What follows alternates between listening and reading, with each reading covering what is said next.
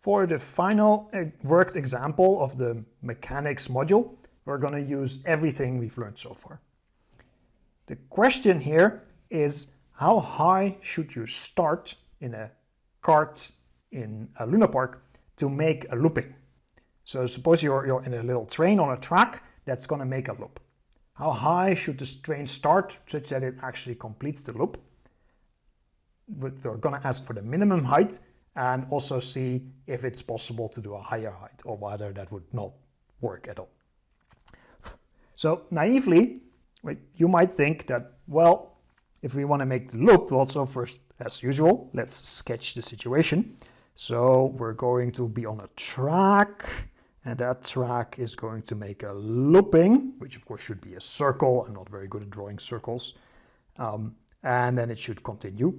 And so our kart is going to be some block that is going to be here at the start. It's going to slide down, pick up speed, going to go with some speed here, going to go up through the loop, upside down, down again, and then out of the loop. Well, you might say, well, if you start at equal height as the loop, as the height of the loop, then of course you should reach the top of the loop, which is true. But unless you're attached to the rail, at that point you would fall down. So clearly you need to start somewhere higher. So to properly define our system, let's assume that the loop is a circle which has some radius, capital R, and we're going to start here the kart at time 0 at some height h, and we want to know how high should h be so that we fully complete the loop. Now, to complete the loop, of course, what we need is for our kart to be in a circular motion when it goes through the loop.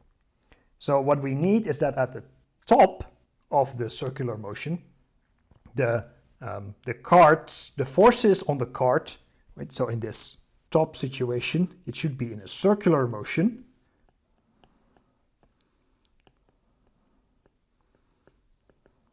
Right? The net force on this kart should equal the centripetal force. Now, what are the forces acting on the kart? Well, as always, there is gravity. And there might be a normal force from the track. Now, this is what we don't want, usually, because if you have a normal force from the track, then there's going to be friction between the kart and the track is going to wear down. So in an ideal situation, we're going to have only gravity as our net force at the top of the loop. So gravity should then equal the centripetal force. Now we know the magnitude of the gravitational force, which is the mass of the kart times the gravitational acceleration.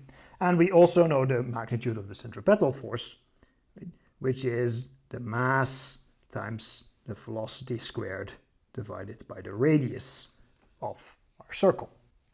So what we find by equating these things is that, as usually is the case, the mass of the kart is irrelevant, and we find that v squared over r is equal to the gravitational acceleration, or that the velocity at the top should equal g times the square root of g times r. Now, for the velocity at the top to be this magnitude, what should be the height that we start off at? Now, if we start from rest, the energy that we have at the start, of course, is only potential energy due to gravity. So here what we can say, well, if we look at this position, we have only potential energy, which is m times g times h, right? And we compare it with, again, this position, where we now have two forms of energy. Right? So this is u1, u2 plus k, which is, well, we're now at a height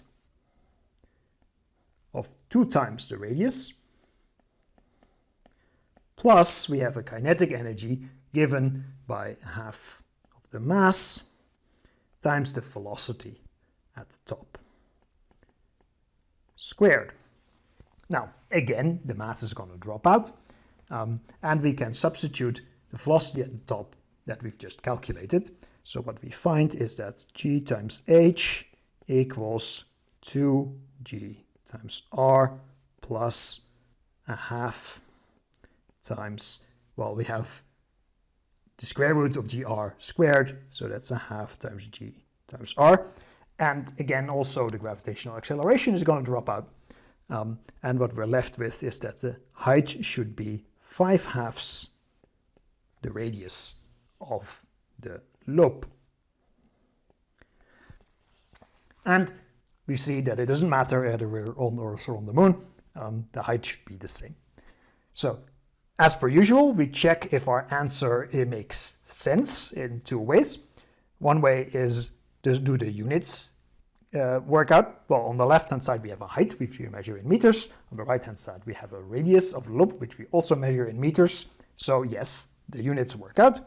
And if we would increase the radius, we would of course expect the height also, the necessary height also to increase. What would happen if we started at a lower height? Well, then our velocity would not be high enough and we would fall off the track. If we would start at a higher height, then our velocity at the top would be higher than the minimum necessary velocity, so our centripetal force would be larger, which means that the net force is larger than this required quantity. Of course, the gravitational force is not going to go up, so the only way that can happen is if the track is pushing on the cart. And so indeed then we would get a normal force from the track on the cart, which means that we would also have a friction force and we would get wear and tear, and eventually something would break and you would still not be happy. So next time you go and take a ride in a cart that's going to make a loop, do take your measuring stick, measure the radius of the loop, and compare it to the height that you're let go of. Now hopefully you've seen that indeed we have used everything in this example. Right? We started with making an observation about circular motion and the centripetal force. We used a force balance to figure out what then the velocity should be, and we used an energy balance to relate that velocity to the required height. So all the pieces of mechanics can nicely come together in this example and in many other examples, ranging from the motion of the planets to subatomic physics and way beyond that.